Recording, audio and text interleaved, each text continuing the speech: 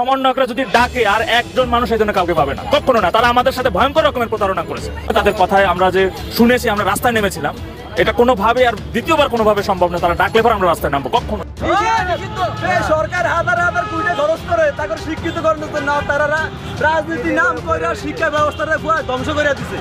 আমরা ছাত্ররা রাজনীতিতে চাই না, আমরা তাকে ভোট দিব না। ছাত্রদের যদি কেলা গাছ দ্বারা আমরা কেলা গাছের ভোট দিব, ঠিক আছে নি? ঠিক আছে। এই ছাত্ররা ভবিষ্যতে বাংলাদেশের ধ্বংস করবো, এই দেশের গোরস্থান বানাইবো। শত ফুল ফুটতে দাও, ফুলে ফুলে ছেয়ে যাবে এই বাংলার জমিন।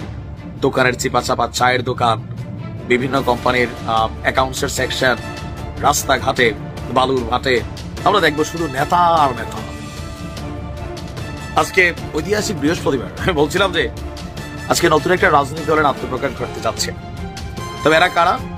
এরা আপনার আমরা যদি দেখি যে জুলাই আগস্ট অভ্যুত্থানে একটা অংশ কেউ কেউ দাবি করে একটা সিন্ডিকেট একটা রাজনৈতিক দল করে ফেলছে। তারপরই ভারতীয় গণমাধ্যমকে দেওয়া একটি সাক্ষাৎকারে বাংলাদেশ প্রসঙ্গে বিস্ফোরক মন্তব্য করেছেন এই তুলসী গ্যাবার্ড এবং জানিয়ে বাংলাদেশের অন্দরে চলছে রাজনৈতিক চর্চা। সেই বিষয়টার দিকে যেমন নজর থাকবে, পাশাপাশি একেবারে তুলসী গ্যাবার্ডের এই মন্তব্যের পরিপ্রেক্ষিতে বাংলাদেশের অন্তর্বর্তীকালীন সরকারের তরফ থেকে একটি প্রেস উইং বার করা হয় এবং সেখানে বেশ কিছু মন্তব্য করা হয় যে তুলসী গ্যাবার্ডের গানে বাংলাদেশের এই পরিস্থিতির কথা ভারতে দিয়েছে এবং সেটা একেবারে মিথ্যে কথা। এবার কার সাথে মিলে ডক্টর ইউনূসের বিরুদ্ধে কত বড় ঘটনা ঘটাতে চাইছেন? দর্শক, আমরা সমগ্র বাংলাদেশি যার বিরুদ্ধে এই কয়েকদিন যাবৎ সোচ্চার, তুলসী গ্যাবার্ডের কথা শুনেছেন না? তুলসী গ্যাবার্ড একজন ইসকন সদস্য, একজন বিজেপি সমর্থক, একজন নারী, মার্কিন যুক্তরাষ্ট্রের সবগুলো গোয়েন্দা সংস্থার প্রধান, ডোনাল্ড ট্রাম্পের অত্যন্ত কাছের, নরেন্দ্র মোদী শেখ হাসিনার অত্যন্ত কাছের তুলসী গ্যাবার্ড, যিনি বাংলাদেশের বিরুদ্ধে ভয়ঙ্কর প্রোপাগান্ডা চালাচ্ছেন যে বাংলাদেশ নাকি ইসলামী খেলাফত কায়েমের মুখোমুখি। তৈরি না হইতে পারে, বিএনপি সেই সুযোগটাই দিতে চাচ্ছে না, যার জন্য নির্বাচন চাইতেছে। আর আপনারা যে বই লিখতেছেন, এই বই তো আগামীতে বিএনপি ক্ষমতা হিসেবে নিষিদ্ধ করা যায় যদি, তাহলে কি করবেন? কারণ মির্জা আব্বাস সাহেব তো বলছে যে এই সরকার কলমের গুতায় যা যা সংস্কার করবে আমরা ক্ষমতায় গিয়ে সব বাতিল কইরা দেবো। আসসালামু আলাইকুম রহমতুল্লাহ, সবাই কেমন আছেন? আশা করি সবাই অনেক অনেক ভালো এবং সুস্থ আছেন। সবাইকে স্বাগতম জানাচ্ছি আমাদের আরেক নতুন ভিডিওতে। প্রতিদিনের মতো আমি হাফিজুল সিরাত ফারুকী। কি হচ্ছে দেশে, কি ঘটতে যাচ্ছে দেশে? ইতিমধ্যে আপনারা দেখেছেন যে বর্তমানে হঠাৎ করে সারা দেশে শুরু হয়েছে তুমুল অস্থিরতা এবং সারা দেশে রীতিমতো তোলপাড় সৃষ্টি করেছে। আমরা ইতিমধ্যে ভিডিওর শুরুতে অংশ বিশেষ দেখে বুঝতে পেরেছেন আজকের ভিডিওটা কতটা গুরুত্বপূর্ণ হতে চলেছে। তাই এই বিষয়টা আর বেশি বিস্তারিত বলবো না, কারণ বিস্তারিত বলতে গেলে ভিডিওটা অনেক লম্বা হয়েছে। আমি সংক্ষেপ করার ক্ষেত্রে আপনাকে মূল আলোচনা নিয়ে যাচ্ছি।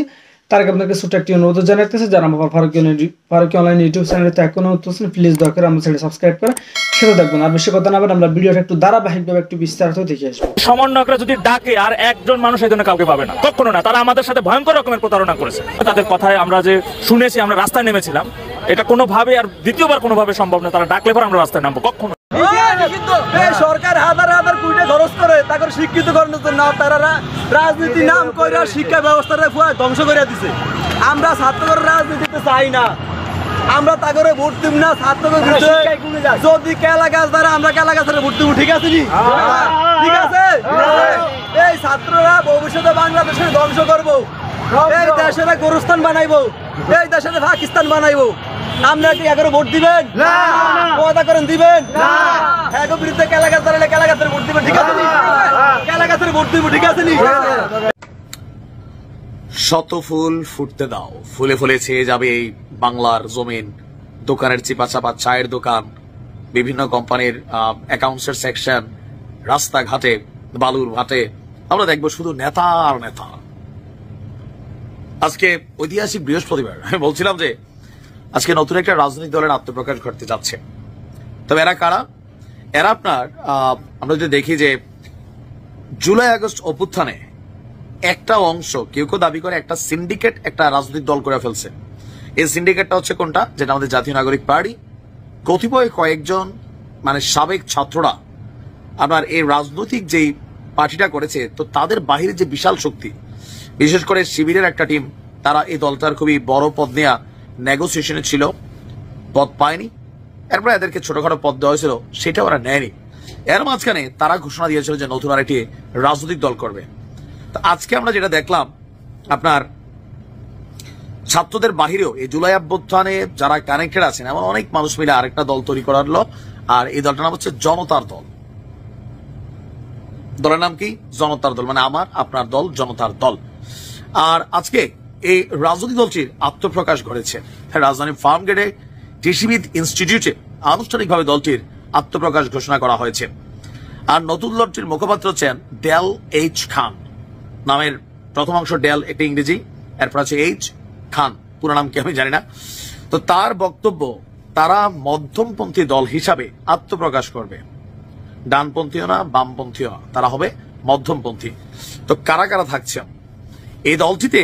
আপনার সামরিক অবসরপ্রাপ্ত, বেসামরিক, ব্যাংকার, আইনজীবী, সাংবাদিক, আরো অনেকে নিয়ে তাদের এই রাজনৈতিক দলটির আত্মপ্রকাশ ঘটল। নতুন দলটির চেয়ারম্যান হিসাবে আমরা যার নাম দেখলাম ব্রিগেডিয়ার জেনারেল অবসরপ্রাপ্ত মোহাম্মদ শামীম কামাল। আর আজকে সম্ভবত 3টার দিকে আপনার ফার্মগেট কৃষিবিদ ইনস্টিটিউটের 1 নং হলে এই দলটির আত্মপ্রকাশ ঘটল। আর এই অনুষ্ঠানে আমরা দেখেছি 24 বিপ্লবের মানে জুলাই অভ্যুত্থানের শহীদ পরিবারের সদস্য এবং যারা আহতরা ছিলেন তাদের মধ্যেও অনেকে উপস্থিত ছিলেন। এছাড়াও ছাত্র প্রতিনিধি, এনজিও প্রতিনিধি, সাবেক উপজেলা চেয়ারম্যান প্রতিনিধি, বিশিষ্ট জনদেরও অনেকে এখানে উপস্থিত থাকতে দেখা যায়। তাদের মোটিভটা কি?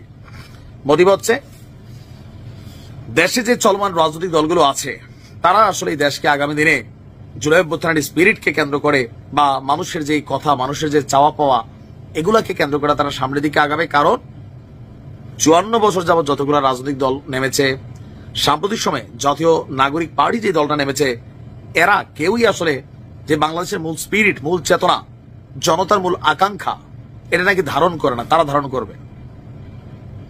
একের পর এক মানে জায়গায় জায়গায় রাজনৈতিক দল খোলা হচ্ছে। আবার আমি এখানে যাদের নাম দেখলাম, আমি ব্যক্তিগতভাবে কাউকে চিনি না, আপনারা হয়তো চিনলেও চিনতে পারেন যে না সামহাও হয়তো বা আপনাদের পরিচিত হইতে পারে। তবে এত সব রাজনৈতিক দলের ভবিষ্যৎ কি? একটা ভবিষ্যৎ আছে, এই রাজনৈতিক দলগুলো টাকা পাওয়া যায়। যেমন জাতীয় নাগরিক পার্টি কোটি কোটি টাকা এরা পাইছে, বিভিন্ন মানুষ দেয়। এবার দল দিয়া কারা কি করবে সেটা জরুরি না, টাকা আসতেছে ভাই।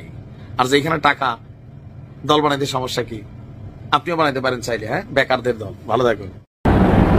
সদ্য ভারত সফর করেছেন মার্কিন গোয়েন্দা প্রধান তুলসী গ্যাবার্ড এবং তিনি সাক্ষাৎকার করেছেন অজিত ডোভালের সঙ্গে। তারপরই ভারতীয় গণমাধ্যমকে দেওয়া একটি সাক্ষাৎকারে বাংলাদেশ প্রসঙ্গে বিস্ফোরক মন্তব্য করেছেন এই তুলসী গ্যাবার্ড এবং জানিয়ে বাংলাদেশের অন্দরে চলছে রাজনৈতিক চর্চা। সেই বিষয়টার দিকে যেমন নজর থাকবে, পাশাপাশি একেবারে তুলসী গ্যাবার্ডের এই মন্তব্যের পরিপ্রেক্ষিতে বাংলাদেশের অন্তর্বর্তীকালীন সরকারের তরফ থেকে একটি প্রেস উইং বার করা হয় এবং সেখানে বেশ কিছু মন্তব্য করা হয় যে তুলসী গ্যাবার্ডের গানে বাংলাদেশের এই পরিস্থিতির কথা ভারতে দিয়েছে এবং সেটা একেবারে মিথ্যে কথা, এমনটাও বলা হয়েছে। এবং এরই পরিপ্রেক্ষিতে এবার মার্কিন যুক্তরাষ্ট্র কোনো পদক্ষেপ করে কিনা সেদিকে অবশ্যই নজর থাকবে। এই বিষয়টি প্রতিবেদন আকারে আপনাদের সামনে তুলে ধরবো। এবং পাশাপাশি আরো একটি বিষয়, সেনাপ্রধান ওয়াকারুজ্জামান তিনি বিগত কয়েক মাস ধরে বাংলাদেশের শিরোনামে রয়েছেন এবং তার বিরুদ্ধে নাকি চক্রান্ত চলছে, ষড়যন্ত্র চলছে, এমনটাই খবর উঠে আসছে। সেই বিষয়টার দিকে যেমন নজর থাকবে, পাশাপাশি আরো একটি বিষয়ের দিকে নজর রাখার চেষ্টা করব। তা হলো বাংলাদেশে আত্মপ্রকাশ হয়েছে একটি নতুন রাজনৈতিক দল এবং সেই নতুন রাজনৈতিক দলের মদত দিচ্ছেন মোহাম্মদ ইউনূস, এমনটাই খবর উঠে আসছে। এবং সেই দলের কার্যকলাপ নিয়ে বিস্তর প্রশ্নচিহ্ন। এই দলে কিভাবে অর্থ যোগান দিচ্ছে, বিভিন্ন প্রশ্ন উঠে আসছে। সেক্ষেত্রেও নজর রাখবো এবং সমস্ত বিষয় প্রতিবেদন আকারে তুলে ধরবো আপনাদের সামনে।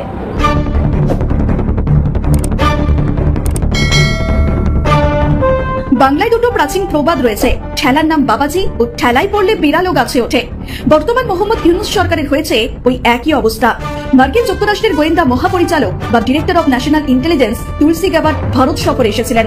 তার ভারতে আসার কারণ ছিল মূলত একটি আন্তর্জাতিক গোয়েন্দা সম্মেলনে যোগ দেওয়া, যার আয়োজন করেছিল ভারত। বিশ্বের 20টি দেশের গোয়েন্দা প্রধান এই সম্মেলনে যোগ দিয়েছিলেন। যুক্তরাষ্ট্র থেকে যোগ দিয়েছিলেন ট্রাম্প প্রশাসনের অন্যতম মুখ তুলসী গ্যাবার্ড। যদিও সম্মেলন ছাড়াও তুলসী দ্বিপাক্ষিক কয়েকটি বৈঠকে অংশ নেন, যেমন আলাদা করে বৈঠক করেন ভারতের জাতীয় নিরাপত্তা উপদেষ্টা অজিত ডোভাল, ভারতের প্রতিরক্ষা মন্ত্রী রাজনাথ সিং এবং ভারতের প্রধানমন্ত্রী নরেন্দ্র মোদীর সঙ্গে। প্রথমটি বাদে বাকি দুটি সৌজন্য সাক্ষাৎ বলা হলেও দিল্লির বিভিন্ন সূত্র দাবি করছে প্রতিটি বৈঠকই হয়েছে গুরুত্বপূর্ণ কিছু বিষয়ে আলোচনার জন্য। অর্থাৎ তুলসী গ্যাবার্ডের সব বৈঠকগুলি পূর্ব নির্ধারিত এবং মার্কিন প্রেসিডেন্ট ডোনাল্ড ট্রাম্পের নির্দেশে হয়েছে। তুলসী বেশ কয়েকটি ভারতীয় সংবাদ মাধ্যমে একান্ত সাক্ষাৎকার দিয়েছেন, আর গোল বেঁধেছে তাতেই। সাংবাদিকদের বিভিন্ন প্রশ্নের উত্তর দিতে গিয়ে তুলসী গ্যাবার্ড বাংলাদেশ প্রসঙ্গে কয়েকটি মন্তব্য করেন, যা নিয়ে শোরগোল শুরু হয়ে যায় বাংলাদেশে। আর বাংলাদেশের মোহাম্মদ ইউনূস সরকারের তরফ থেকে বিবৃতি দিয়ে দাবি করা হয় তুলসী গ্যাবার্ডের মন্তব্য বিভ্রান্তিকর এবং বাংলাদেশের পক্ষে অবমাননাকর। সোমবার সন্ধ্যায় সর্বভারতীয় সংবাদ মাধ্যম এনডিটিভি মার্কিন গোয়েন্দা মহাপরিচালক তুলসী গাবাদের সাক্ষাৎকার লাইভ সম্প্রচার করে। সাংবাদিক তাকে প্রশ্ন করেন বাংলাদেশের সংখ্যালঘু নির্যাতন ও ইসলামী খিলাফত নিয়ে। এই প্রশ্নের উত্তরে তুলসী বলেন, দুর্ভাগ্যজনকভাবে খুব লম্বা সময় ধরে সেখানে হিন্দু, খ্রিস্টান, বৌদ্ধ, ক্যাথলিক এবং অন্যদের ওপর যে ধর্মীয় নির্যাতন, হত্যা এবং অত্যাচার চালানো হচ্ছে সেটা আমেরিকার সরকার তথা প্রেসিডেন্ট ট্রাম্প ও তার প্রশাসনের জন্য খুব বড় একটা উদ্বেগের জায়গা। আশ্চর্যজনকভাবে সোমবার সন্ধ্যায় করা তুলসীর মন্তব্যের প্রতিবাদ জানিয়ে বিবৃতি দিয়েছে বাংলাদেশের অন্তর্বর্তী সরকার। ওই বিবৃতিতে বলা হয়, তুলসী গাবাদের মন্তব্যগুলি অত্যন্ত বিভ্রান্তিকর এবং বাংলাদেশের সুনাম ও ভাবমূর্তির জন্য ক্ষতিকর। একই সঙ্গে অন্তর্বর্তী সরকার দাবি করেছে গাবাদের মন্তব্য সুনির্দিষ্ট কোনো প্রমাণ বা অভিযোগের উপর ভিত্তি করে করা হয়নি, বরং পুরো জাতিকে মোটা দাগে ও অযৌক্তিকভাবে উপস্থাপন করা হয়েছে।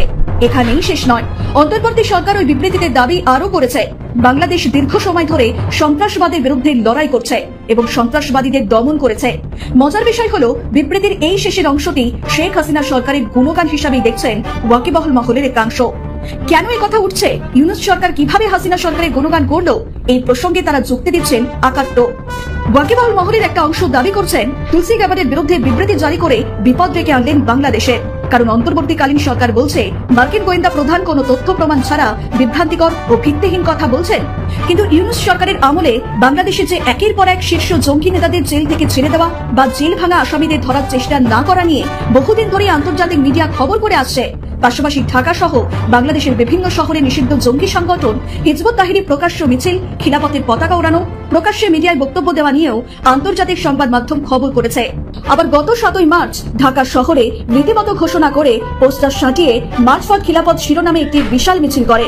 ঢাকা মেট্রোপলিটন পুলিশের হিসেব অনুযায়ী ওই মিছিলে প্রায় 25 থেকে 30,000 হিজবুত সদস্য জড়ো হয়েছিল, যা নিয়ে বিভিন্ন দেশের সংবাদ মাধ্যম গুরুত্ব সহকারে খবর প্রকাশ করেছিল।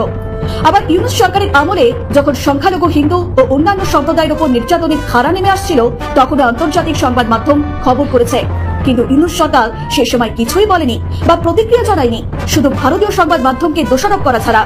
অথচ মার্কিন যুক্তরাষ্ট্রের উচ্চ পদস্থ কর্তা তুলসী গাবাদের মন্তব্যের কড়া প্রতিক্রিয়া জানিয়ে তাকে মিথ্যা প্রতিপন্ন করার চেষ্টা হলো এবার, জানিয়ে মার্কিন যুক্তরাষ্ট্র যে চুপ থাকবে না এটা বলাই বাহুল্য। সূত্রের খবর, জামায়াতে ইসলামের প্রবল চাপেই নাকি মোহাম্মদ ইউনূসের প্রেস উইং গভীর রাতে এই ধরনের বিবৃতি জারি করতে বাধ্য হয়েছে। যাই হোক না কেন, এটা বুমেরাং হয়ে ফিরবে তা নিঃসন্দেহে। এবার আসা যাক হাসিনা প্রসঙ্গে। মোহাম্মদ ইউনূসের অন্তর্বর্তীকালীন সরকারের বিগত 7 মাসের কর্মকাণ্ডে আমরা বরাবরই দেখেছি বিগত শেখ হাসিনার আওয়ামী লীগ সরকারের সমালোচনা এবং আওয়ামী লীগ কর্মী নেতাদের বিরুদ্ধে মামলা, মোকদ্দমা সহ নানা ধরনের ব্যবস্থা নিতে। আবার তৌহিদি জনতার নামে একদল উশৃঙ্খল মানুষ গোটা বাংলাদেশে আওয়ামী লীগের নেতাকর্মীদের বাড়িঘর ভাঙচুর এবং অগ্নিসংযোগ করে দিয়েছে। আওয়ামী নেতাকর্মী এবং তাদের পরিবারের সদস্যরা খুন হয়েছেন, ধর্ষিতা হয়েছেন। পুলিশ, সেনা কোনো এক অজ্ঞাত কারণে চুপ ছিল। ইউনূস সরকারের 7 মাসের শাসন আমলে বিভিন্ন জঙ্গি সংগঠন অতি সক্রিয় হয়ে উঠেছে, প্রকাশ্যেই তারা ঘুরে বেড়াচ্ছে। আবার মহিলাদের পোশাক বিধি, চালচলনের বিধিনিষেধ দেওয়া হচ্ছে প্রকাশ্যেই মাইক ফুঁকে। রোজার সময় কোনো হোটেলে যদি কেউ খেতে ঢোকেন তাকে প্রকাশ্যেই মারধর করা হচ্ছে, আর এই সমস্ত ভিডিও সোশ্যাল মিডিয়ায় ভাইরালও হচ্ছে। পুলিশ প্রশাসন নিশ্চুপ, কিন্তু মার্কিন গোয়েন্দা প্রধান তুলসী গাবাদ এটা বলতেই তাকে মিথ্যাবাদী প্রমাণে উঠে পড়ে লাগলো মোহাম্মদ ইউনূসের অন্তর্বর্তীকালীন সরকার। তার মন্তব্যের বিরোধিতা করতে গিয়ে বিবৃতিতে বলা হয়েছে, চরমপন্থা এবং সন্ত্রাসবাদের বিরুদ্ধে লড়াই করতে গিয়ে বাংলাদেশ অসাধারণ অগ্রগতি অর্জন করেছে। ধারাবাহিকভাবে যুক্তরাষ্ট্র সহ অন্যান্য আন্তর্জাতিক মহলের সঙ্গে আইন শৃঙ্খলা এবং সন্ত্রাসবাদ দমন নিয়ে কাজ করে আসছে বাংলাদেশ। বাংলাদেশকে ভিত্তিহীনভাবে ইসলামী খিলাফতের সঙ্গে যুক্ত করা হয়েছে। ওয়াকিবহাল মহলের একাংশ দাবি করছে বাংলাদেশ ইসলামী চরমপন্থী এবং সন্ত্রাসবাদের সঙ্গে যে লড়াই করেছে তা মূলত শেখ হাসিনার আমলেই হয়েছে। তিনি একের পর এক সন্ত্রাসী জঙ্গি নেতাদের জেলে পুরেছেন, বহু সংগঠনকে নিষিদ্ধ করেছেন, তাদের কাজকর্মে বাধা হয়ে দাঁড়িয়েছিলেন। কিন্তু মোহাম্মদ ইউনূসের সরকার বিগত 7 মাসে এর কিছুই করেনি। তাহলে বোঝাই যাচ্ছে বিবৃতিতে যে বক্তব্য তুলে ধরা হয়েছে তা বিগত হাসিনা সরকারের সাফল্য। অতএব ঠেলায় পরে শেখ হাসিনার গুণগান করতেও পিছপা হলেন না সুবিধাবাদী ইউনূস। ব্যুরো রিপোর্ট, নিউজ বর্তমান। বাংলাদেশ ক্রমশ জঙ্গি রাষ্ট্রে পরিণত হচ্ছে এবং সেই রিপোর্টেই তুলসী গাবাদের হাতে চলে এলো। এবার তুলসী গাবাদ যদি বড়সড় কোনো পদক্ষেপ করেন, তবে অন্তর্বর্তীকালীন সরকারের প্রধান উপদেষ্টা হয়ে মোহাম্মদ ইউনূস আর কতদিন থাকতে পারেন সেই নিয়ে প্রশ্নচিহ্ন উঠে যাচ্ছে। বাংলাদেশ জঙ্গি রাষ্ট্রে পরিণত হচ্ছে সেটা আর বলার অপেক্ষা রাখে না। বাড়ছে জঙ্গিদের দাপট, বাংলাদেশ হয়ে উঠছে জঙ্গিদের স্বর্গরাজ্য। এতে কোনো তাপ উত্তাপ নেই সে দেশের অন্তর্বর্তীকালীন সরকারের। দেখেও না দেখার ভান করছে তারা। আদতে জঙ্গিদের বেড়ে ওঠার মদত যোগাচ্ছে সরকারই, বলছেন রাজনৈতিক বিশ্লেষকরা। কিন্তু আর কতদিন সময় লাগবে সন্ত্রাসী রাষ্ট্র থেকে বর্তমান সরকারের বিদায় হতে?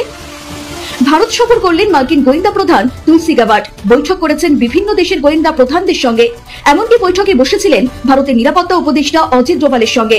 বৈঠকের পর ঠিক কি কি বিষয়ে কথা হলো সেটা দু দেশের পক্ষ থেকে সরকারি বিজ্ঞপ্তি দিয়ে জানানো হয়নি ঠিকই, তবে মনে করা হচ্ছে দু দেশের নিরাপত্তা সংক্রান্ত নানা বিষয় নিয়ে আলোচনা হয়েছে। এই পর্যন্ত ঠিক ছিল। এরপর ভারতীয় বিভিন্ন গণমাধ্যমকে দেওয়া সাক্ষাৎকারে তুলসি কিছু বিস্ফোরক মন্তব্য করেছেন, যা থেকে ঘুম উড়েছে বাংলাদেশের অন্তর্বর্তীকালীন সরকারের প্রধান উপদেষ্টা মোহাম্মদ ইউনূসের। তুলসি আমেরিকা এবং ভারতের নিরাপত্তা জনিত বিষয় নিয়ে কথা বলার পাশাপাশি বাংলাদেশ প্রসঙ্গ তোলেন। বলেন তিনি জানতে পেরেছেন বাংলাদেশের জঙ্গিদের বারবারন্ত চরমে, এমনকি সেখানে খিলাফত গড়ার ডাক দিচ্ছে বেশ কিছু জঙ্গি সংগঠন। সেটা অত্যন্ত উদ্বেগের বিষয়। অর্থাৎ বাংলাদেশে এই মুহূর্তের পরিস্থিতির কথা অজিত ডোভাল জানিয়েছেন মার্কিন গোয়েন্দা প্রধানকে। সেটা বুঝতে পেরেছে বাংলাদেশের মানুষও। তাই বাংলাদেশের তরফে বলা হচ্ছে ভারত বাংলাদেশের সম্পর্কে মিথ্যে প্রচার করছে তুলসি গ্যাবার্ডের কাছে। কিন্তু প্রশ্ন হচ্ছে, যুক্তরাষ্ট্রের মতো এমন শক্তিশালী রাষ্ট্রের গোয়েন্দা প্রধান শুধুমাত্র ভারতের কথাতেই উদ্বুদ্ধ হয়ে গেলেন? ভারতের দেওয়া তথ্য অনুযায়ী তিনি বিশ্বাস করে ফেললেন? তার কাছে কি বাংলাদেশ বিষয়ে কোনো তথ্যই ছিল না? এটা একেবারে বিশ্বাসযোগ্য নয়, বলছেন রাজনৈতিক বিশ্লেষকরা। ঠিক একই বিষয় ঘটেছিল যখন ডোনাল্ড ট্রাম্প $29 মিলিয়ন প্রসঙ্গ তুলেছিলেন। তখনও বাংলাদেশের তরফে বলা হয়েছিল ভারতের দেওয়া তথ্য অনুযায়ী ট্রাম্প এই ধরনের মন্তব্য করেছেন। কিন্তু বাংলাদেশ এটা বুঝতে পারছে না যে মার্কিন প্রশাসন বা ট্রাম্পের মতো ব্যক্তিত্ব কখনোই শোনা কথাতে কান দেন না। উল্টে এই সমস্ত মন্তব্য করে নিজেদের বিপদ নিজেই ডেকে নিয়ে আসলেন মোহাম্মদ ইউনূস। এরপর যুক্তরাষ্ট্র যদি কোনো কড়া পদক্ষেপ করে তবে সামলাতে পারবেন তো তারা? আসলে ট্রাম্প বা তুলসি চাইলেই নিমেষেই ইউনূসের পতন হয়ে যেতে পারে, যা কেউ আটকাতে পারবে না মনে করছে ওয়াকিবহাল মহল। আরো একটা উল্লেখযোগ্য বিষয় হলো, জঙ্গি কার্যকলাপ কখনোই সমর্থন করেন না ট্রাম্প। পাশাপাশি ভারত ও মার্কিন যুক্তরাষ্ট্রের একটি সমস্যা হলো বিপুল পরিমাণে অনুপ্রবেশকারী, যা কোনো দেশই রাখতে চায় না। এটা দেশের কাছে বড় বোঝা। ফলে এর বিরুদ্ধে সিদ্ধ হস্তে আসরে নামবেন ট্রাম্প এবং মোদি, সেটা বলাই বাহুল্য। এখন দেখার বাংলাদেশের এই অরাজক পরিস্থিতির কথা জেনে কি পদক্ষেপ করেন তুলসি। ব্যুরো রিপোর্ট, নিউজ বর্তমান। শুনলে অবাক হবেন, তারেক রহমান নিজেই এবার কার সাথে মিলে ডক্টর ইউনূসের বিরুদ্ধে কত বড় ঘটনা ঘটাতে চাইছেন। দর্শক, আমরা সমগ্র বাংলাদেশি যার বিরুদ্ধে এই কয়েকদিন যাবৎ সোচ্চার, তুলসি গ্যাবার্ডের কথা শুনেছেন না? তুলসি গ্যাবার্ড একজন ইসকন সদস্য, একজন বিজেপি সমর্থক, একজন নারী, মার্কিন যুক্তরাষ্ট্রের সবগুলো গোয়েন্দা সংস্থার প্রধান, ডোনাল্ড ট্রাম্পের অত্যন্ত কাছের, নরেন্দ্র মোদী, শেখ হাসিনার অত্যন্ত কাছের তুলসি গ্যাবার্ড, যিনি বাংলাদেশের বিরুদ্ধে ভয়ঙ্কর প্রোপাগান্ডা চালাচ্ছেন যে বাংলাদেশ নাকি ইসলামী খেলাফত কায়েমের মুখোমুখি, উগ্রবাদীরা জঙ্গি গোষ্ঠী ক্ষমতা নিয়ে নিবে, অমুক তমুক হ্যাংট্যাং ইত্যাদি ইত্যাদি। বাংলাদেশে নাকি খ্রিস্টানদেরকে মারা হচ্ছে, বৌদ্ধদেরকে মারা হচ্ছে, যেটা একেবারেই পাগলের প্রলাপ। কোনো বৌদ্ধ খ্রিস্টান এই অভিযোগ করলো না যে আমাদের উপর কেউ হামলা করেছে। আর হিন্দুদের সাথে মারামারি যেটা ঘটেছে, এটা হিন্দুদের দুই গ্রুপে ঘটেছে, সেটা রাজনৈতিক, সেটা ধর্মীয় কোনো মারামারি নয়। এটা প্রফেসর ইউনূস ক্লারিফাই করেছেন। কিন্তু এই তুলসি গ্যাবার্ড ভারত সফরে এসে বিভিন্ন সাক্ষাৎকারে এই প্রোপাগান্ডাগুলো চালিয়ে দিচ্ছে। মানে বিজেপি, RSS, ভারত, আওয়ামী লীগ এদের হাতে অস্ত্র তুলে দিচ্ছে ডক্টর ইউনূস বাংলাদেশের বিরুদ্ধে প্রোপাগান্ডা চালানোর জন্য। অন্য কোনো ন্যারেটিভ দিয়ে কিছুই করতে পারেনি যে এখন যে বাংলাদেশে উগ্রবাদীদের উত্থান হচ্ছে, ধর্মীয় মৌলবাদীদের উত্থান হচ্ছে, এই বিষয়টা সামনে এনে বাংলাদেশ ডক্টর ইউনূসকে ডিমোরালাইজ করার, ডক্টর ইউনূসের পতন ঘটনার প্রেক্ষাপট তৈরি করতে চাইছে হাসিনা, ভারত, মোদি গং। আর যাতে একজন কাছের লোক পেয়েছে তারা তুলসি গ্যাবার্ড। ভয়ঙ্কর মিথ্যা প্রোপাগান্ডা চালাচ্ছে। বাংলাদেশ সরকার এই তুলসি গ্যাবার্ডের প্রচারণার বিরুদ্ধে তীব্র প্রতিক্রিয়া জানাচ্ছে এবং সরকারের পক্ষ থেকে বলা হয়েছে তুলসি গ্যাবার্ডের বক্তব্য বিচ্ছিন্ন, তাতে বাংলাদেশ যুক্তরাষ্ট্র সম্পর্কে, দ্বিপাক্ষিক সম্পর্কে কোনো প্রভাব পড়বে না। আর একটা বিষয় তো স্পষ্ট যে এটা ভারতে এসে NDTV বা বিভিন্ন মিডিয়ার সাথে NI সাথে সাক্ষাৎকারে বলেছে। এটা US স্টেট ডিপার্টমেন্টের পক্ষ থেকে বলা হয়নি কিংবা হোয়াইট হাউসে বসে বলা হয়নি। অতএব এটা যুক্তরাষ্ট্রের অফিসিয়াল বক্তব্য নয়। ডোনাল্ড ট্রাম্প উদ্বিগ্ন, এটা খুব সিরিয়াস কথা। বাংলাদেশ নিয়ে যুক্তরাষ্ট্রের প্রেসিডেন্ট উদ্বিগ্ন হলে অবশ্যই এটা সিরিয়াস। আবার যুক্তরাষ্ট্র উদ্বিগ্ন হয় যে আমাদের একেবারে কিছু আসে যায় তাও না, কারণ গত 15 বছর আমরা গণতন্ত্রহীন ছিলাম, যুক্তরাষ্ট্র তো উদ্বিগ্ন ছিল, কিন্তু আমাদের কিছু হয়েছে, যুক্তরাষ্ট্র কিছু করতে পেরেছে, আমাদের তরুণরা জীবন দিয়ে শেষ পর্যন্ত গণতন্ত্রের পথে এসেছে। যুক্তরাষ্ট্র তো আমাদের কিচ্ছু করতে পারেনি, বরং একটা সময় এসেছে আর না পেরে ভারতের কাছে আত্মসমর্পণ করে পিটার হাস গা ঢাকা দিতে বাধ্য হয়েছিলেন মুখ লজ্জা এড়াতে। অতএব যুক্তরাষ্ট্রে উদ্বিগ্ন হতে যে আমরা বেশি উদ্বিগ্ন তাও কিন্তু নয়, কিন্তু এটা একটা ষড়যন্ত্র। বাংলাদেশের সংখ্যালঘু নির্যাতন হচ্ছে, খ্রিস্টান বৌদ্ধ নির্যাতন হচ্ছে, যে উদ্ভট কথাগুলো, ইসলামী খেলাফত কায়েম হতে যাচ্ছে, এই উদ্ভট কথাগুলো এটা বাংলাদেশের জন্য একটা ভয়াবহ প্রপাগান্ডা। সেই প্রপাগান্ডার সাথে সুর মেলাচ্ছেন তারেক রহমান। অবাক হচ্ছেন? এটাই সত্য। হ্যাঁ, এটা করবে, কারণ বিএনপি এখন কিছুতেই ডক্টর ইউনূসকে আর দেখতে চাইছে না, তার পতন চায়। আর তার পতন ঘটাতে হলে ডক্টর ইউনূসের শত্রু যারা ভারত, আওয়ামী লীগ, এই তুলসী গ্যাবার্ড, তাদের সাথে হাত মেলাতে হবে, এটা অনিবার্য। ডক্টর ইউনূসের সংস্কার করার কোনো অধিকারই নেই, সংস্কার মানবে না, তারা আবার এসে এগুলো উল্টে দিবে, এই কথা বলছে মির্জা আব্বাস। ক্ষমতা ছেড়ে দিন, এই কথা স্পষ্ট শামসুজ্জামান দুদু বলেছে। তারেক রহমানও এই সরকারের নিরপেক্ষতা নিয়েও প্রশ্ন তুলেছে। তারেক রহমান একটা বক্তব্য দেখেন, ধর্মীয় উগ্রবাদ নিয়ন্ত্রণ না হলে ফেসিবাদের সুযোগ পাবে। আচ্ছা, ধর্মীয় উগ্রবাদটা আপনি দেখলেন কোথায়? কোথায় ধর্মীয় উগ্রবাদ? হাসিনার আমলের চাইতে ধর্মীয় উগ্রবাদ যথেষ্ট কম। কে বলেছে ধর্মীয় উগ্রবাদ? যেই সময় তুলসী গ্যাবার্ড বাংলাদেশে ধর্মীয় উগ্রবাদের প্রচারণা চালায় সাক্ষাৎকারে, যেটাকে লুফে নিয়েছে আওয়ামী লীগ, হাসিনা, মোদি, ভারত, গদি মিডিয়া, সেই সময় তারেক রহমান বলছে যে বাংলাদেশে উগ্রবাদের হাত থেকে রক্ষা করতে হবে, উগ্রবাদকে নিয়ন্ত্রণ করতে হবে। মানে ওদের সাথে হাত মেলাচ্ছে তারেক রহমান, ওই সেম ন্যারেটিভ এস্টাবলিশ করছে যে না, বাংলাদেশে উগ্রবাদের উত্থান এটা তো শুধু আওয়ামী লীগ কিংবা তুলসী গ্যাবার্ড বলছে না, ভারত বলছে না, ময়ূক বলছে না, এটা তো তারেক রহমানও বলছে। তারেক রহমান এই ঘটনাই ঘটাচ্ছে। আমি তারেক রহমানের বক্তব্যের তীব্র নিন্দা প্রতিবাদ জানাই। বাংলাদেশে উগ্রবাদী আচরণ করছে এখন বিএনপি। ধর্মীয় উগ্রবাদী নেই, একটু মাথাচাড়া দিয়ে ওঠার চেষ্টা করেছিল, যেটা সামান্য, এর চেয়ে বেশি আওয়ামী লীগ আমলে ছিল, সেটা এখন ডলা খেয়ে সোজা হয়ে গিয়েছে। বাংলাদেশ এখন গণতান্ত্রিক ইসলামপন্থীরা দাপিয়ে বেড়াচ্ছে, জামাত ইসলামী, চরমোনা, এরা। ধর্মীয় উগ্রবাদী আপনি কোথায় দেখলেন? কে? এটা বিএনপির আমলে যা ছিল তার 50% এক ভাগও এখন নেই। হ্যাঁ, এমন ভাবে বলছেন যে নিয়ন্ত্রণ না হলেই, মানে একেবারে নিয়ন্ত্রণহীন, মানে এই কথার অর্থ কি? ধর্মীয় উগ্রবাদ নিয়ন্ত্রণ না হলে মানে বর্তমানে নিয়ন্ত্রণহীন। ধর্মীয় উগ্রবাদ এখন নিয়ন্ত্রণহীন, সরকার নিয়ন্ত্রণ করতে পারছে না, অতএব নিয়ন্ত্রণ করুন। এটাই তো তারেক রহমানের বক্তব্য থেকে বোঝা যায়। একদম তুলসী গ্যাবার্ডের ভাষায় কথা বললেন, সার কথা, তুলসী গ্যাবার্ডের সার কথা, তারেক রহমান সার কথা এক। বিএনপির ভারপ্রাপ্ত চেয়ারম্যান তারেক রহমান বলছেন, অন্তর্বর্তী সরকার ধর্মীয় উগ্রবাদ ও চরমপন্থীদের নিয়ন্ত্রণে ব্যর্থ হলে ফেসিবাদীরা ফের গণতন্ত্র হত্যার সুযোগ পাবে। এমনটা ঘটালে বহির্বিশ্বে বাংলাদেশে ইমেজ সংকট পড়বে। এখানে ধর্মীয় উগ্রবাদ বলতে কিছু নেই, চরমপন্থী বাংলাদেশে নেই। এখন চরমপন্থা বা উগ্রবাদী আচরণ করছে বিএনপি। বিএনপি এখন ধর্ষণ করছে। জুলাই অভ্যুত্থানে শহীদ হয়েছে তার মেয়েকে বিএনপি ধর্ষণ করছে। বিএনপি জুলাই অভ্যুত্থানে অংশগ্রহণকারী নারীদের ওড়না টান দিচ্ছে, তাদেরকে থাপ্পড় দিচ্ছে কানে, তাদেরকে পেটাচ্ছে দিনাজপুর, মহেশপুরে।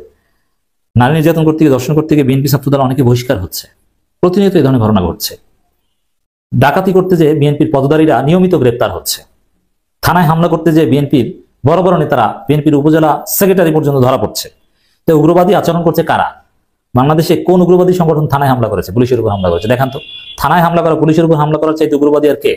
তো বাংলাদেশে এখন সবচেয়ে বড় উগ্রবাদী দল হচ্ছে তারেক রহমানের দল, আর তিনি উগ্রবাদকে দমন নিয়ন্ত্রণ করতে বলছেন তুলসী গ্যাবার্ডের ভাষায়। এটা আন্তর্জাতিক ষড়যন্ত্রের অংশ। তারেক রহমান বলেন, ধর্মীয় উগ্রবাদী ও চরমপন্থীদের প্রতিহতের পাশাপাশি গণহত্যাকারীদের বিচার করাই হবে নতুন রাজনৈতিক বন্দোবস্ত। নির্বাচন না দেওয়ার কারণেই ফ্যাসিস্টদের চরমভাবে বিদায় নিতে হয়েছে, তাই নির্বাচনই গুরুত্বপূর্ণ। নির্বাচন কোনো গুরুত্বপূর্ণ না, নির্বাচন সময় মতো হবে, আপনাদের নির্বাচনের নামে কারচুপির সুযোগ দেওয়া হবে না। তিনি আরো বলেন, সরকারের কয়েকজন উপদেষ্টা ও কয়েকটি রাজনৈতিক দল কিছু ভিন্ন সুরে কথা বলছে। যদি জনগণের আকাঙ্ক্ষা উপেক্ষা করে গৌণ উদ্দেশ্যকে গুরুত্ব দেওয়া হয় বলে জনগণের কাছে ভুল বার্তা যাবে বলে মন্তব্য করেন তিনি। দর্শক, এই হচ্ছে তারেক রহমানের বক্তব্যের সার কথা, যে কিভাবে ভারত, মোদি, তুলসী গ্যাবার্ড, আওয়ামী লীগের সাথে তারেক রহমান সুর মিলাচ্ছে। আমরা অবাক। তুলসী গ্যাবার্ডের সুরে তারেক রহমানের বক্তব্যের তীব্র নিন্দা প্রতিবাদ জানাই। আমাদের কথা স্পষ্ট, তারেক রহমানের বক্তব্য ডক্টর ইউনূসের বিরুদ্ধে ষড়যন্ত্র অংশ। বাংলাদেশে কোনো উগ্রবাদ, মৌলবাদ এগুলো নেই, এগুলো সঠিকভাবে দমন করছে। অতএব উগ্রবাদী আচরণ, মৌলবাদী আচরণ বা মৌলবাদী সন্ত্রাসী আচরণ এটা করছে এখন বিএনপি। বিএনপি ভালো হয়ে গেলেই বাংলাদেশ পুরোপুরি স্থিতিশীল। আসসালামু আলাইকুম। মনটা ভালো না। কেন ভালো না? ইলিয়াস হোসেন সাহেবের একটা স্ট্যাটাস দেখে আসিফ মাহমুদ ঘুষ খায়, এরকম একটা স্ট্যাটাস দেখলাম। কোত্থেকে ঘুষ খায়?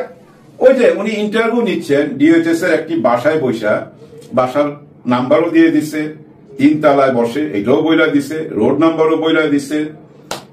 ওই বাসায় বৈশা, ওই যে সামনে যে নির্বাচন হবে, স্থানীয় নির্বাচন বলেন আর জাতীয় নির্বাচন বলেন, ওদের ইন্টারভিউ নেওয়া হচ্ছে এবং ওইখান থেকে মাথা পিছু 50 লক্ষ টাকা করে নেওয়া হচ্ছে, এরকম একটা অভিযোগ ওনার স্ট্যাটাসে।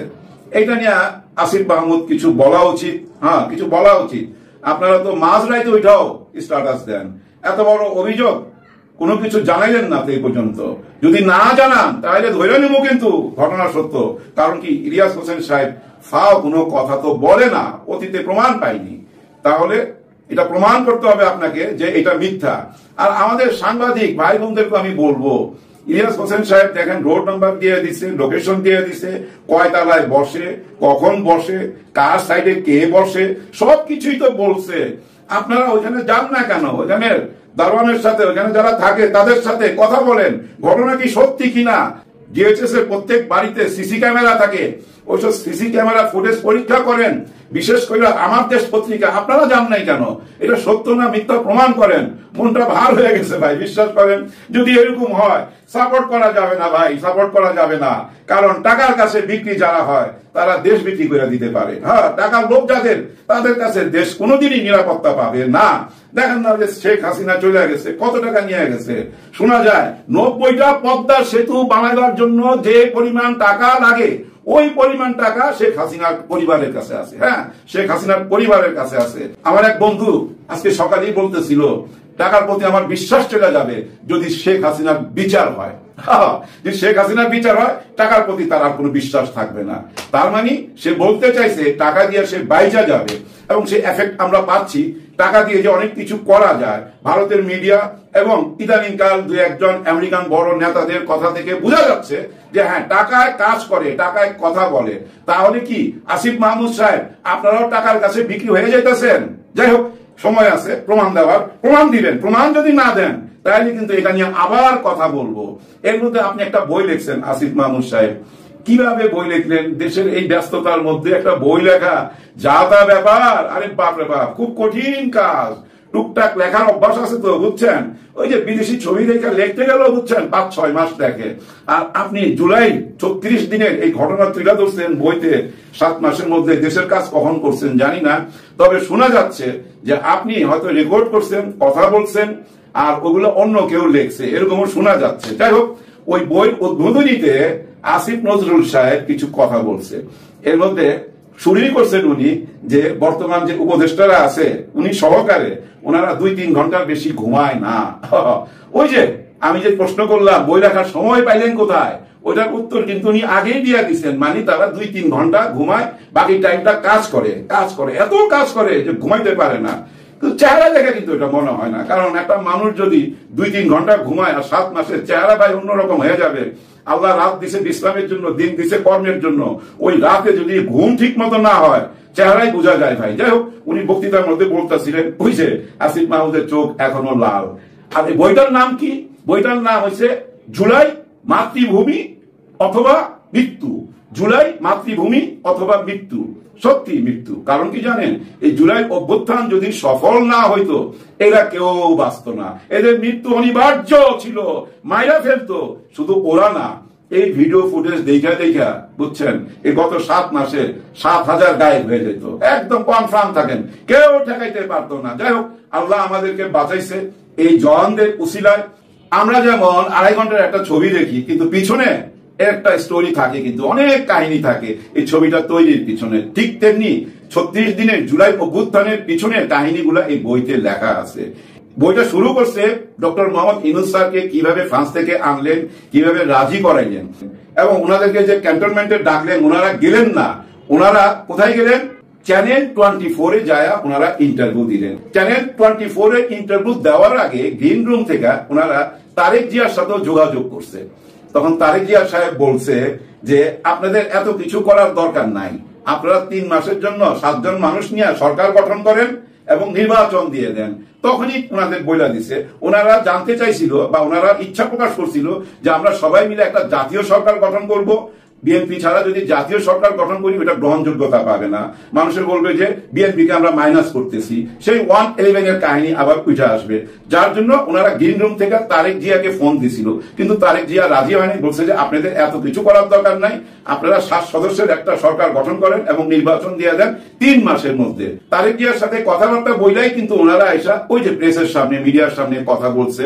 যাই হোক, তারেক জিয়া তার আগের কথার জায়গায় ঠিক আছে, ওনারা কিন্তু এখনো নির্বাচন চাইতেছে, বারবার নির্বাচন নির্বাচন চাইতেছে, এটাও ঠিক আছে, কিন্তু এই বক্তব্যের মধ্যে শেষের দিকে আইসা আমাদের আসিফ নজরুল সাহেব একটা কথা বলছে, ওই কথাটা কিন্তু এখন খুব আলোচনার মধ্যে আছে। উনি বলছে, বাবারে তোমরা তো জুলাই অভ্যুত্থান করলা, আমাদেরকে মুক্ত বাতাসে নিঃশ্বাস নেওয়ার সুযোগ কইরা দিলা, কিন্তু আগামী 7-8 বছরের মধ্যে দেশটাকে বইরা দাও তোমরা। হায় হায়, আগামী 7-8 বছরের মধ্যে যদি দেশ বইরা দিতে বলেন, তার মানে কি এই নির্বাচনের পর তারা ক্ষমতায় আসতেছে, এরকম একটা ইঙ্গিত সবাই পাওয়া গেছে। এমনি তো সবাই বলে কিংস পার্টি, আর আমি বলি হ্যাঁ কিংস পার্টি। এই সরকারের ছত্র ছায়াই এই দলটা গঠন করা হয়েছে, সরকারের পিছনে শক্তি এই নতুন জাতীয় নাগরিক পার্টি। কিন্তু আসিফ নজরুল সাহেবের কথা আরো ক্লিয়ার হয়ে গেল, কারণ উনি বলছে বাবারে 7-8 বছরের মধ্যে দেশটা কইরা দাও, তার মানে তারাই কি ক্ষমতায় চলে যাবে? এই জন্যই তো বিএনপি সবাই বারবার আপনাদেরকে সন্দেহ করতেছিল। ওনারা বলতেছে তাড়াতাড়ি নির্বাচন দেন, তাড়াতাড়ি নির্বাচন দেন, কারণ আপনাদের ভিতরের খবর ওনারা রাখে, যেহেতু ওনারা রাজনীতি করে। কিন্তু আমরাও কিন্তু আমাদের ভিডিওর মধ্যে বহুবার বলছি যে হ্যাঁ, সরকারের ছত্র ছায় একটা দল গঠন হচ্ছে, এটা নতুন দল, ওরা একটা পাহারাদার হিসাবে আসতে চায়, হয়তো বিরোধী দলে থাকবে, ক্ষমতায় চলে আসবে, এরকমটা অবস্থা এখনো তৈরি হয় নাই। কিন্তু এরকম অবস্থা যেন তৈরি না হইতে পারে, বিএনপি সেই সুযোগটাই দিতে চাচ্ছে না, যার জন্য নির্বাচন চাইতেছে। আর আপনারা যে বই লিখতেছেন, এই বই তো আগামীতে বিএনপি ক্ষমতা হিসাবে নিষিদ্ধ করা যায় যদি, তাহলে কি করবেন? কারণ মির্জা আব্বাস সাহেব তো বলছে যে এই সরকার কলমের গুতায় যা যা সংস্কার করবে আমরা ক্ষমতায় গিয়ে সব বাতিল কইরা দেব, আপনার এই বইও তো ক্যান্সেল কইরা দিবে, নিষিদ্ধ কইরা দিবে। তখন কি করবেন? কারণ ওনারা তো কনফার্ম হয়ে গেছে ক্ষমতায় যাচ্ছে। আর মির্জা আব্বাস সাহেব যেদিন জেল থেকে বাইরে হইলেন, বা যে মির্জা ফখরুল সাহেব বা আমাদের রিজভী সাহেব, ওনাদের ভিডিও আমি দেখছি, ওনারা কিন্তু খুব কান্নাকাটি করতেছিলেন, খুব কষ্ট পাইতেছিলেন। আমার পরিবারটা ছিন্ন বিচ্ছিন্ন হয়ে আমার বিক্ষিপ্ত পরিবার থেকে একত্রিত। আমি কিন্তু এখনো বুঝি নাই কাকে দ্বিতীয় স্বাধীনতা বলে, কি বলে আমি বুঝি নাই, আপনারা বুঝেছেন কি জানি না। যেহেতু ছাত্ররা এখন দল করে ফেলাইছে, ওনাদের অপোজিশন হয়ে গেছে, এখন আর ওই ভালোবাসা নাই, এখন মুখামুখি কিন্তু দুইটা দল। আওয়ামী লীগ না থাকলে বিএনপি ক্ষমতায় আসবে, তাই না? কিন্তু সেই বিএনপির কাউন্টার দাঁড়ায় গেছে এখন নাগরিক পার্টি, জাতীয় নাগরিক পার্টি।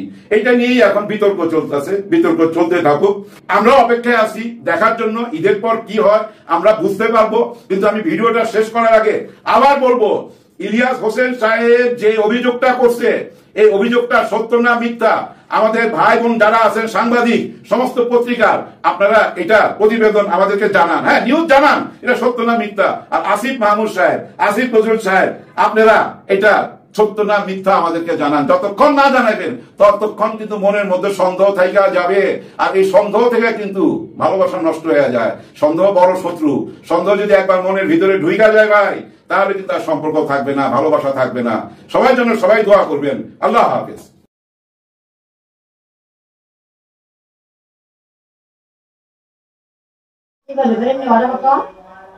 তো প্রিয় দর্শক, এই বিষয়টা নিয়ে আপনার মতামত দ্রুত কমেন্টে জানিয়ে ফেলেন, আর আমাদের চ্যানেলের দ্রুত সাবস্ক্রাইব করে সাথে থাকবেন। ধন্যবাদ সবাইকে, আল্লাহ হাফেজ।